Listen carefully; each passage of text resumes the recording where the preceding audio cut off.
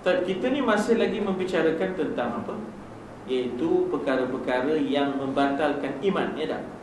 Perkara-perkara yang membatalkan iman, karangan maknanya Syekh Daud Fatani di dalam kitabnya Sulam Al-Mubtadi, disyarahkan oleh Syekh Muhammad Nur Al-Fatani juga kitabnya Kifayatul Muhtadi. Sulam itu ialah anak tangga, Mubtadi itu beginners, anak-anak tangga untuk orang yang mula, ya tak? Tapi caranya bagaimana? Kifayah, ya, Kifayatul Muhtadi, ya tak? Caranya bagaimana untuk kita mendapat jalan untuk melalui anak tangga demi anak tangga. Yang itu Syekh Muhammad Nur Al-Fatani menguraikan, ya. Tuan-tuan dan puan, Al-Fatani ni sebenarnya kita kata mereka ini bukan Siam. Kita ni pun beli. Selalu kita kata restoran Siam, restoran Siam. Kalau kiranya Siam tu kape, tapi bukanlah semua kan. Jadi mereka tu Melayu Fatani, lebih mulia dari sudut sejarahnya, ya, lebih mulia dari sudut sejarahnya. Jadi yang kita kata restoran Siam, yang demonya berperang dengan Siam, ya tak? Dan kita pula kononnya semangat kita tinggi, semangat Melayunya. Tiba-tiba Melayu kita kata Siam. Koman sepana, betul, ya tak? Kamu ni cukup semangat Melayunya, kuat semangat Melayunya, ya tak? Tapi orang Melayu kamu kata Siam. Jadi sepatutnya tidak demikian, ya tak? Itu disebut sebagai ironis, ya tak? Lucu, ya, ironis tu irony, ya, irony. Ironisnya apabila orang yang dikatakan Melayu tiba-tiba kita kata Siam pula. Itu restoran Siam tu kata kita, ya. Siam tu yang memerangi orang Melayu. Ya, Siam tu yang menjajah wilayah Fatani, ya, maknanya kita kata mustaqillah. Asalnya Fatani itu satu kesultanan antara jahat Inggris dengan Siam dalam perjanjiannya, menyebabkan Fatani itu tidak diberi hak kemerdekaan. Itu dia, itu dia. Jadi maknanya itu memang Inggris ni dia punya diplomasinya luar biasa. Dia buat jahat orang tak nampak. Dia buat jahat orang tak nampak. Orang kata bagus orang putih, ya tak? Bagus orang putih, ya tak? 55 tahun kita ikut undang-undang dia sampai sekarang, ya tak? Bagus orang putih, ya tak? Kita lupa bahawa kita diikat oleh undang-undang dia dah 53 tahun. Dalam tempoh 2 minggu ni tuan-tuan, usaha untuk memecahkan mesin ATM berlaku. Ya, 2 minggu sudah guna api bakar, tak jadi. Minggu ni 2-3 hari sudah guna kapok. 3 bulan sudah 4 biji mesin ATM lebuh angkat dia di K4, ya tak? Di Wangsa mana. Dah lama kita ikut dah hukum manusia, hukum orang putih Inggris ni, nampaknya tak ada. Dia tidak menyelesaikan, dia bukan mengamankan mangsa, dia mengamankan penjenayah. Dia bukan mengamankan mangsa jenayah, ya. Dia mengamankan mangsa, dia mengamankan penjenayah, dia membela dan membela penjenayah, ya. Itulah undang-undang manusia, ya. Itulah undang-undang manusia. Tapi masih ada yang kata tak praktikal undang-undang Tuhan ni. Kami akui ini undang-undang Tuhan, tapi tak praktikal katanya, ya, tidak praktikal. Jadi dia kata Allah tak praktikal, dia kata Allah tidak realistik. Banyak sangat, ya, banyak sangat lipstick. Bila banyak sangat lipstick, maka dia kata hukum Tuhan tidak realistik. Itu dia, ya tak? Jadi apalah makna kalau sekadar boleh, ya tak? Maknanya kita kata berdoa, tetapi kita kata bicaranya membatalkan iman, ya tak? Tak ada maknanya, ya tak? Tak ada maknanya letak tangan sini, ya tak? Tapi bicaranya membatalkan iman, ya. Tapi kita teruskan, telah berkata Imam Ghazali, digelar sebagai Hujjatul Islam. Hujjah tu kalau ibarat zaman kita ni Dr. Yusuf Qaradawi lah, ya, Dr. Yusuf Qaradawi ibaratnya di zaman kita ni sebagai hujjah, sebagai maknanya kita kata sandaran, ya, sebagai sandaran. Sekarang ni begitulah di zaman kita, ya tak? Wahbah Zuhaili, ya, kemudian Dr. Yusuf Qaradawi, Jadi Imam Ghazali itu hujjah di zaman dia, ya, hujjah di zaman dia. Kadang-kadang juga disebut sebagai Syekhul Islam di zaman itu, ya, Syekhul Islam di zaman itu. Jadi dikata apa di sini, kata Imam Ghazali, baris yang keempat dari bawah, ya. 3, 4, 5. 4. Telah berkata Imam Ghazali, orang yang sangka ada baginya kelakuan dengan Allah Ta'ala, ya, menggugurkan yang wajib atasnya. Dia punya zon, kerana ilmunya tak cukup, Allah telah menggugurkan kewajiban solat atas dirinya. Dia kata dia dah sampai ke maqam, ya dah, yang tinggi, maka dia tak perlu dah bersolat. Rasul kan bengkak kakinya solat, kan? Jadi siapa dia nak dibandingkan dengan Rasul, kan? Rasul kan bangun malam surah Baqarah bacanya, kan? Kalau dia hanya makan Baqarah, ya. Ya, kalau Rasul itu baca surah Baqarah, dianya hanya makan Baqarah, ya tak? Dia hanya sembelih Baqarah, tapi tak baca surah Baqarah, ya. Jadi orang yang tiba-tiba mengharuskan baginya yang haram, ya, ini semua boleh membatalkan iman, boleh memurtadkan, boleh mengembalikan kufur, ya, seseorang itu yang asalnya beriman.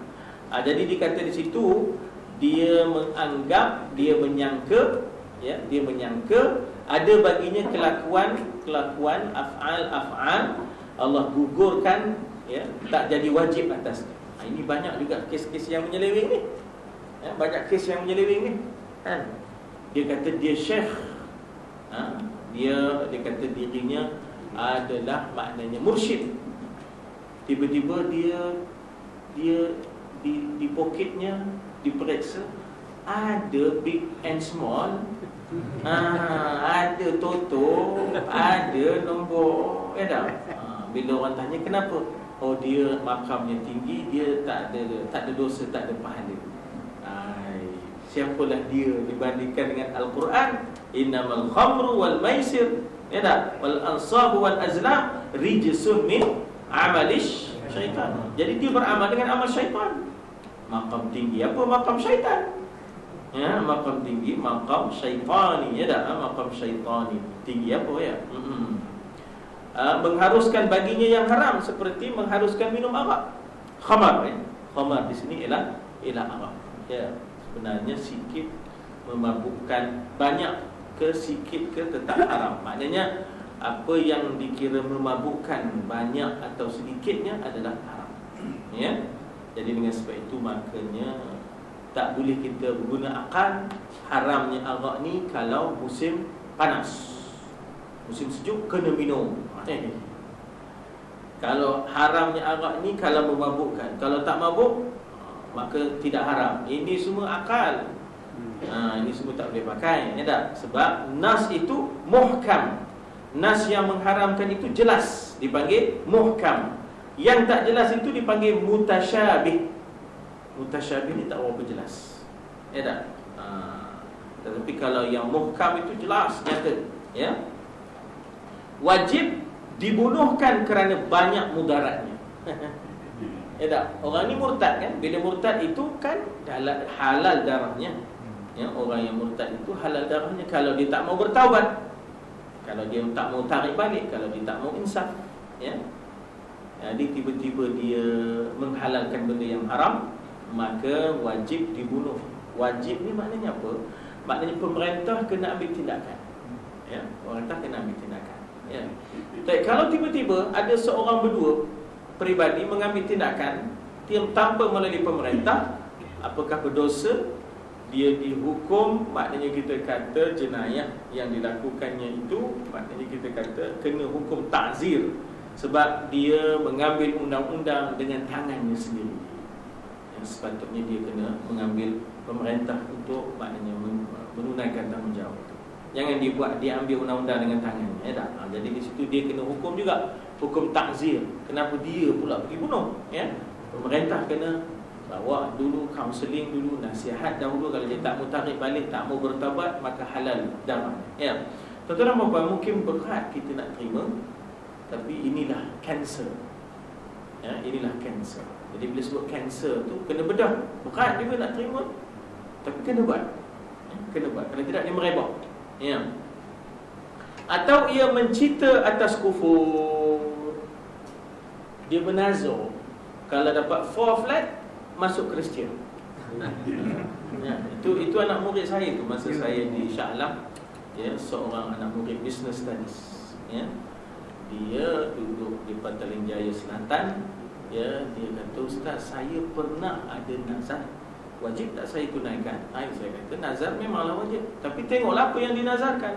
Ya, saya nazar kalau dapat 4 flat dalam semester ni, saya nak tukar agama Kristian. Dia ada cita-cita begitu.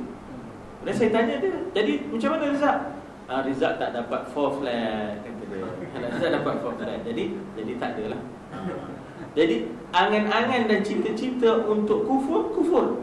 Belum kufur lagi, dah angan-angan untuk kufur. Ya, mencita-cita atas dasar yang kufur itu kufur. Angan-angan nak masuk Kristian, kufur. Tak boleh. Jangan buat nazar yang begitu. Jadi saya pun kata, kenapa nazarnya begitu? Dia kata, saya dipahamkan oleh ayah saya bahawa semua agama sama, semua agama itu bawa ke syurga. Ingat tuan-tuan, ini front line ya tak? Dulu kalau saya ingat lagi, masa tu saya dekat tempat ya, tahun 77. Memang front line, maknanya dalam muka surat depan berita harian, semua agama sama, semua agama bawa ke syurga. David Arumugam pun buat lagu, ya tak? Tumbuhlah daku di pintu syurga, ya tak?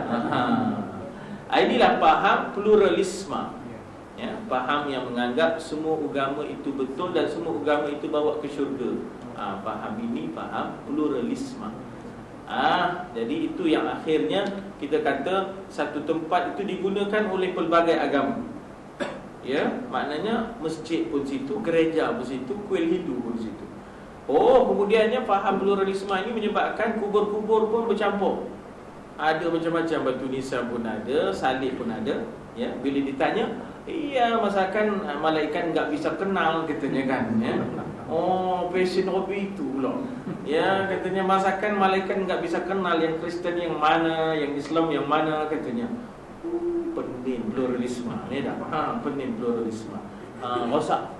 Ya, rosak. Sebab itu tanpa tukar agama, orang yang faham pluralisme ni boleh kufur kepada Allah, jatuh kufur kepada Allah.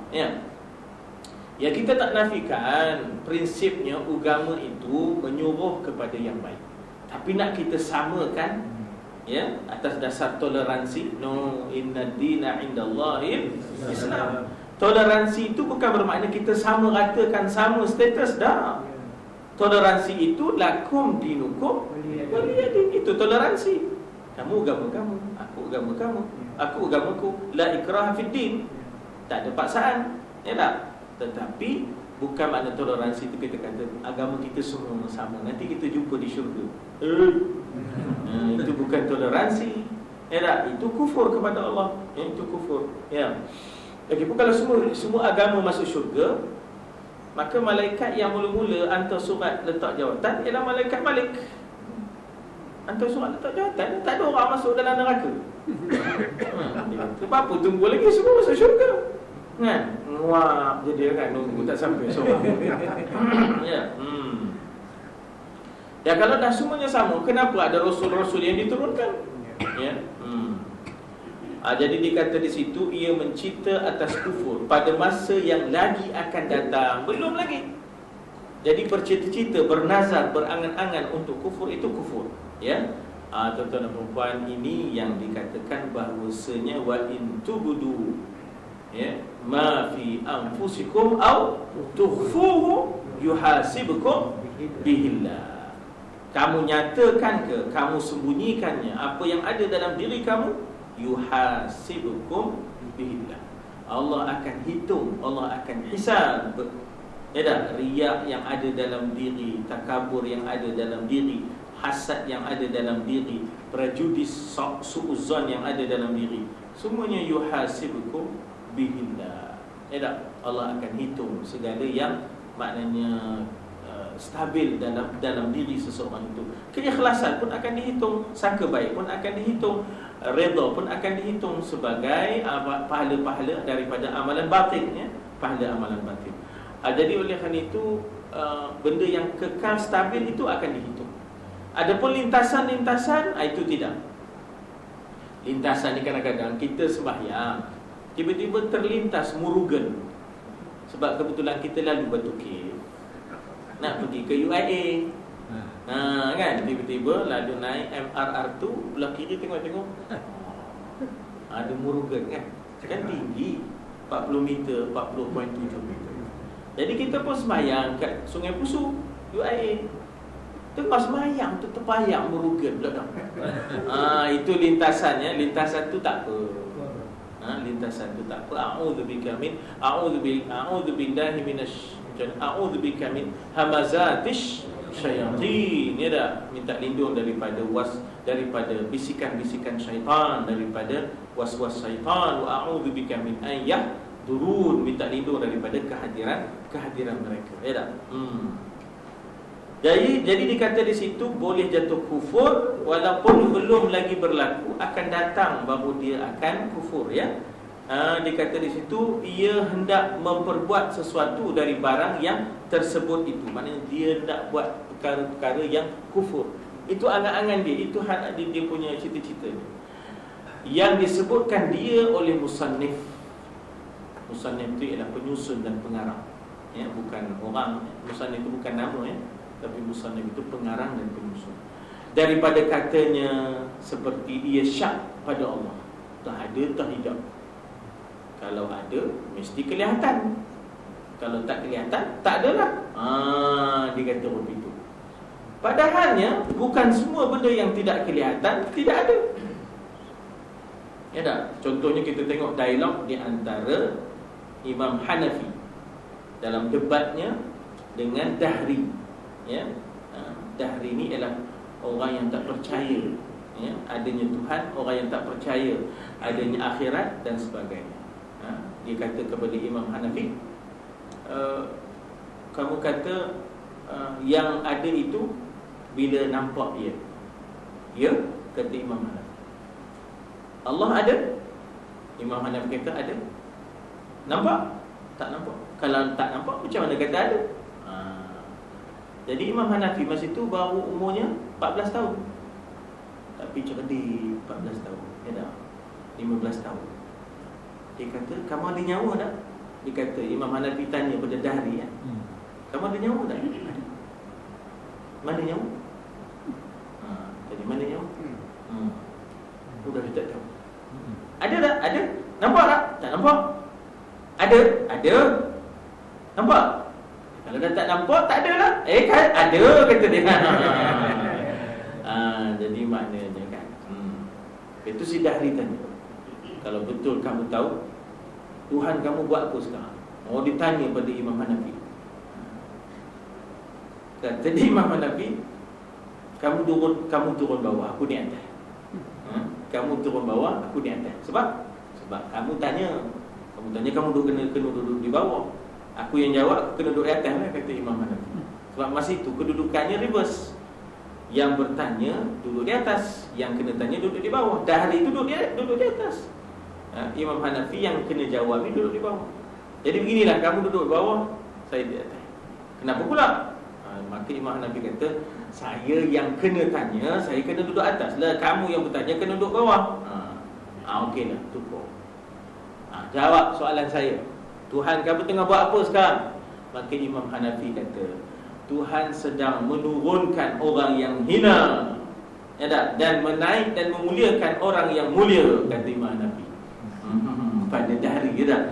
Itu je.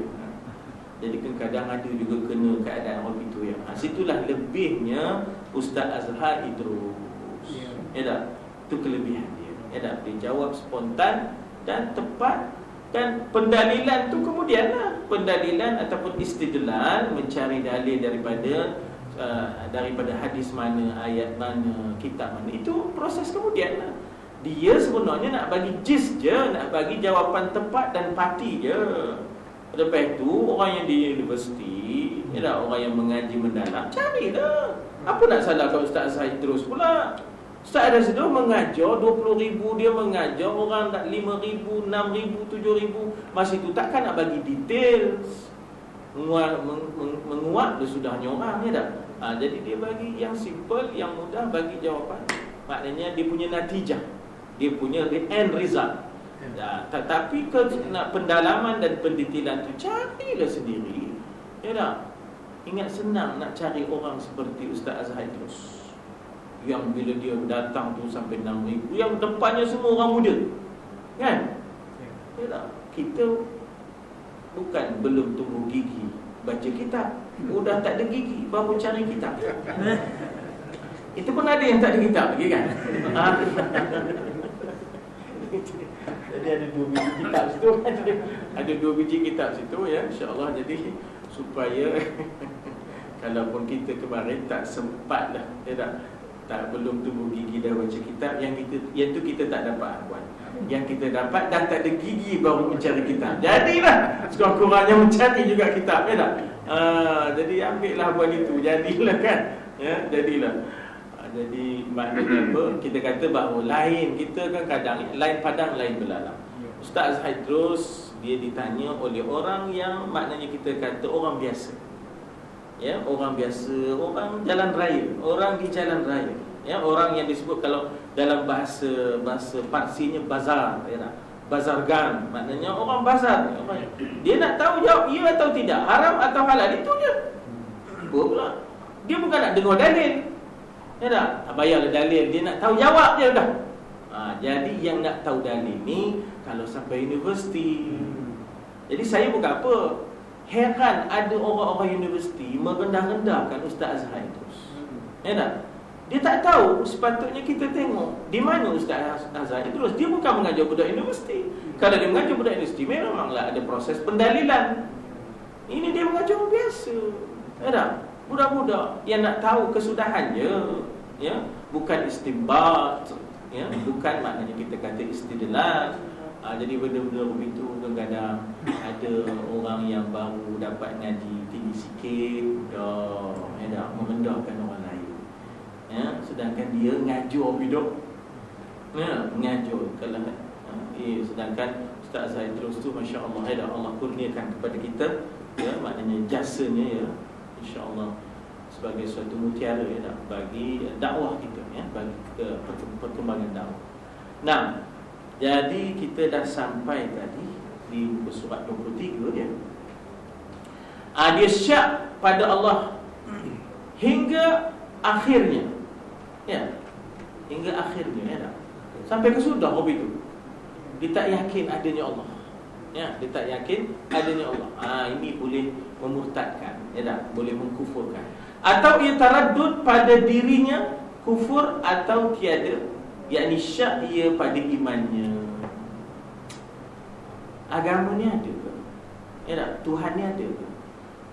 Dia sampai ke tahap, ya, ada ketika di mana anak-anak muda yang begitu, ya, sebahagiannya pernah dia berkata bahawa Ustaz, Allah ni hanya kepada orang-orang yang macam Ustaz dia. Macam kami ni tak payah, kata dia. Dia sampai ke tahap itu. Bukanlah salahkan dia pun, salahkan sistem pendidikan. Ya, sistem pendidikan kita ni sebenarnya ada masalah. Ya tak? Dia tidak membentuk. Ya, sistem pendidikan kita ni tidak membentuk. Ya, dia hanya orientasi maklumat. Ya, bukan ilmu. Lain antara maklumat dengan ilmu, lain. Maklumat ni hanya di sini. Ilmu ni dia sampai ke hati dan mempengaruhi peribadi. Ya, yang dikatakan ilmu itu ialah maklumat yang sampai, kemudian sampai mencerna hati seseorang, kemudian apabila dicerna hati, dia mempengaruhi peribadi. Itulah ilmu. Kalau tidak, dia hanya maklumat. Kawan saya masa di Clifford kemarin, dia ambil, ya tak? Dia ambil mata pelajaran pendidikan Islam.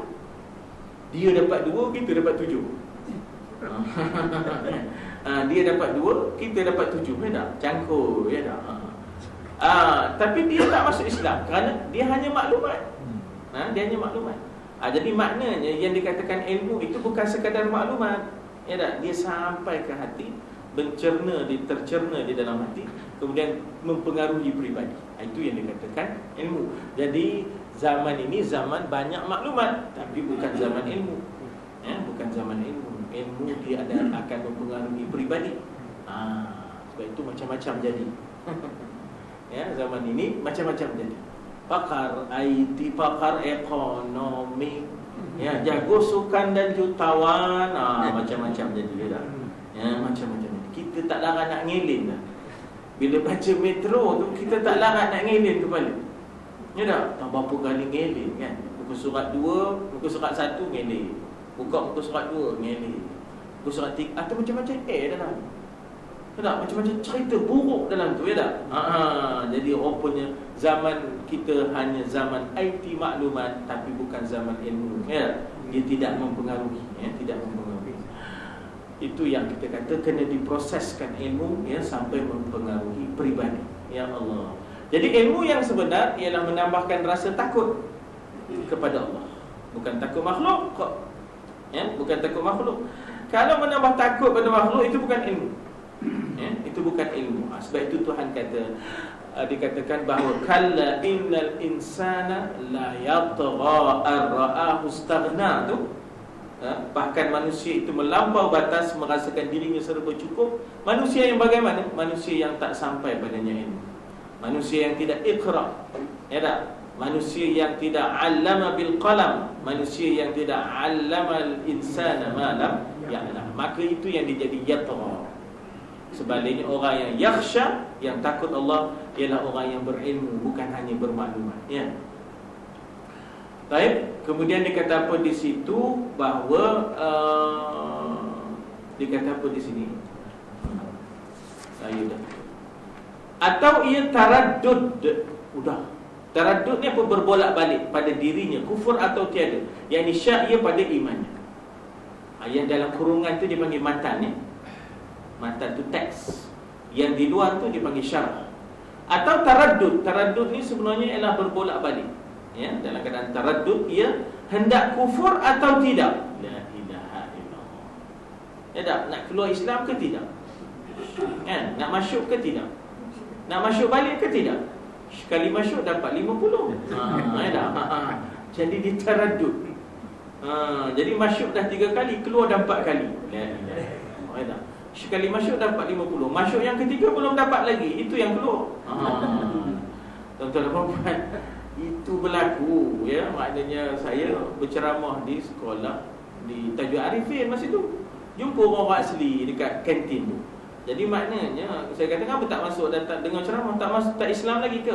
Udah Islam dah 3 kali katanya kan. Sekarang macam mana? Sudah keluar katanya kan. Keluar 4 kali katanya kan. Saya kata, kenapa masuk keluar kan? Sekali masuk dapat 50. Masuk yang ketiga belum dapat lagi. Itu yang keluar tu. Allah Akbar. Bukan salah dia lah kalau begitu. Bukan salah dia, salah kita lah. Masuk betul kita lepas. Kita masukkan dia Islam, betul kita lepas. Bila dia lepas, dia pun terlepas. Itu pasal tak ada tarbiyah. Tak ada murabba dia ada. Murabba tadi apa? Jam. Arab kata jam tu murabba, Jam nenek ke jam buah ke tak. Jadi dikata apa di situ, dia taraddud, nak kufur ataupun tidak, nak Islam atau dikata apa di sini, tiada pada dikatakan taraddud, dia hendak kufur atau tiada pada masa yang lagi akan datang. Kufur ia dengan itu. Pada ketika itu juga, kerana menafi ia akan Islam. Kemudian dia kata, tetapi tiada jadi kufur sebab was-was. Tiba-tiba datang muruga, kan? Tiba-tiba maknanya datang sesuatu yang mengganggu gugat. Ya ke? Dia datang sesuatu yang berupa was-was. Was-was ni beza dengan maknanya kita kata sesuatu yang stabil. Saya dah sebut tadi bahawa kalau ianya satu i'tiqad, kepercayaan yang stabil, itu boleh kufur. Tapi kalau ia sekadar was-was yang diganggu, datang gangguan syaitan, itu tidak jatuh kufur. Itu biasalah, sebab kita pun memang, sebab itu kita kurang digalakkan tengok salib, kurang digalakkan tengok patung. Kita kurang digalakkan tengok tu sebab dia menimbulkan kacau. Sebab itu kita kena auzubillah, maknanya minta supaya jangan tengok semua itu, ya. Insya-Allah dikatakan Sayyidina Ali karramallahu wajhahu tu kerana dia tak tengok kepada patung-patung. Allah muliakan wajahnya, karramallahu wajha, tak pernah tunduk kepada patung. Jadi kita bukan tak muliakan Sayyidina Ali, tapi jangan sampai mendewakan. Ini problem Syiah. Problem Syiah itu dia muliakan Ali tapi sampai mendewakan pula. Itu jadi masalah. Ada pula surah satu yang Sayyidina Ali dapat, orang lain tak dapat. Itu jadi masalah pula, ya tak? Kita muliakan Ali tapi jangan sampai mendewakan Ali, ya? Jangan sampai faham Syiah Alawiyah Nusairiyah. Kalau kita tengok faham Syiah Nusairiyah Alawiyah ni, dia kata Ali ni tak mati. Itu ya mazhab Bashar. Bashar di mana duduk pun tak tahu. Katakan dah lari daripada istana ke dah balik Moskow dah. Jadi maknanya Bashar ataupun Alawiyah Nusairiyah ni, dia faham Ali itu masih ada, dia naik ke langit. Ini jadi pening dia, ya. Sebab itu kita tak dapat nak terima Syiah Alawiyah Nusairiyah. Dan biasalah dia orang ni suka berpura-pura, ya, suka bercakap manis, ya tak? Tapi kita tak ukur hanya dengan cakap, ya tak? Kita ukur dengan apa yang dia buat, ya. Orang ni cakap macam insaf le, teroyok le, doa le, macam-macam. Kita tak ukur dengan cakap je, ya tak? Kita ukur tengok apa yang dia buat. Seeing is believing, ya tak? Melihat itulah yang menimbulkan kepercayaan. Kalau cakap je, semua orang boleh cakap, ya tak? Wallahu a'lam. Sekadar itu tuan-tuan, kita berhenti dekat tetapi, ya, tiada jadi kufur dengan sebab lintasan-lintasan yang berupa was-was tadi. Allahu wujud qidam baqa